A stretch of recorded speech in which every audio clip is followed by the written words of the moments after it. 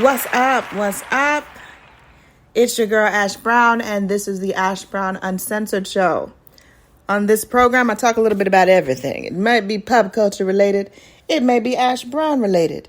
You just never know. You just never, ever quite know. Now, today's topic, what I'm going to talk about a little bit, is about myself. Y'all have been sending me questions, comments, concerns on my Instagram at OneLoveAsh, and I appreciate you. And I appreciate all the listeners and everyone that sent in questions and concerns and comments and even some nasties. Not going to go down that street. But, yeah. So, I had a question in my inbox asking about my first love. And they asked me if I believe that my first love was actual real love. I appreciate that. Thank you so much for your question.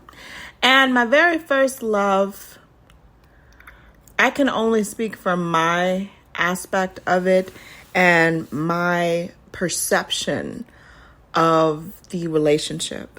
Now, from my aspect and my perception, I was totally and completely, madly in love with this guy.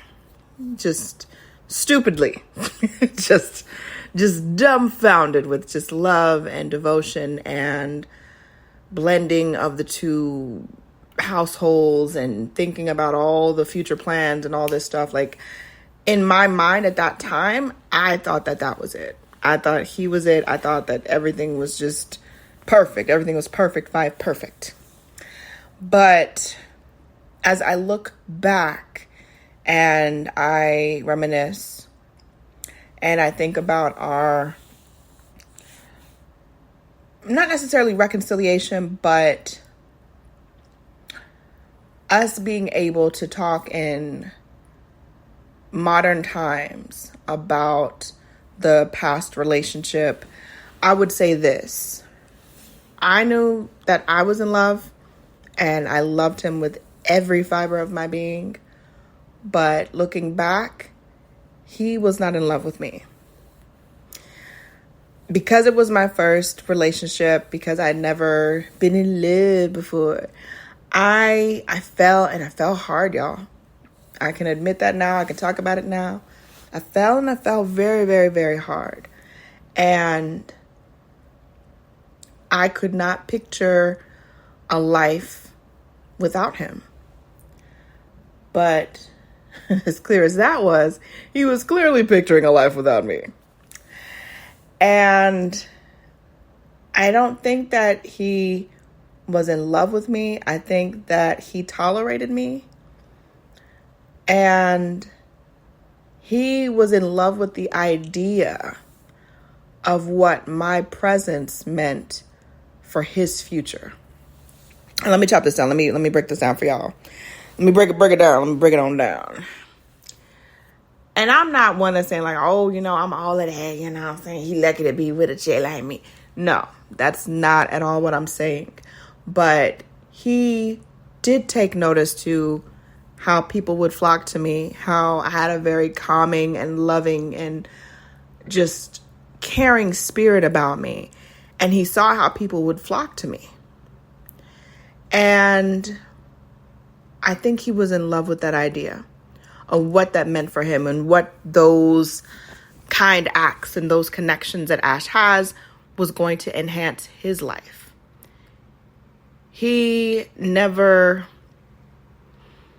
supported my dreams, my goals, the things that I had set in front of me. Like, I would share a lot of things with him, and I always incorporated a lot of what I wanted to do, but I would always include him.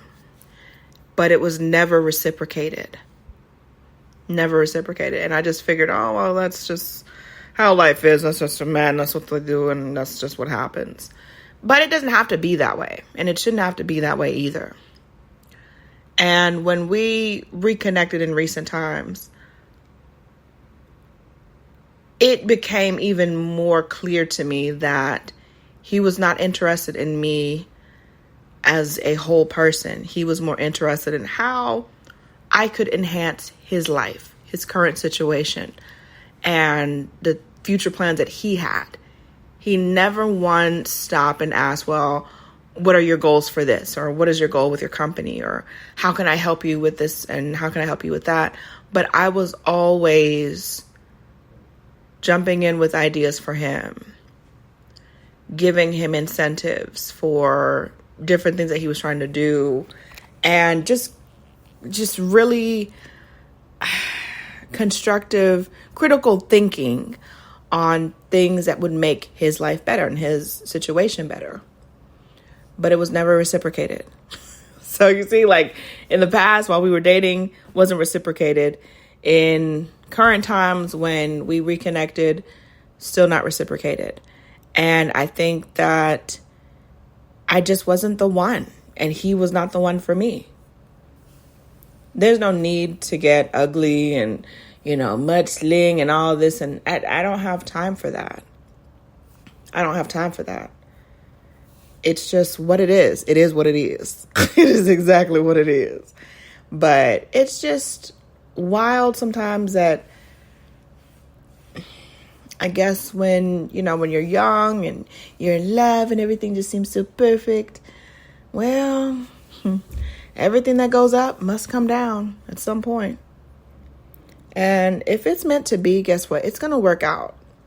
It's always going to work out if it's meant to be. If it's not meant to be, well, then that'll be true as well. That'll be true as well. But yeah, my first love, yeah, it was true love for me, but it definitely wasn't for him. And I just take it for what it is. I just take it for what it is. That's all we can do. Like, people want you sometimes to be remorseful every single day of what you did in 1972. And I'm just like, life is too short to be sitting up here harping on stuff that's in the past. You're talking about something that's over 20 years old. I'm not going to harper over anything like that, especially if it doesn't affect my life today. Especially if it don't affect my life today. But, yeah.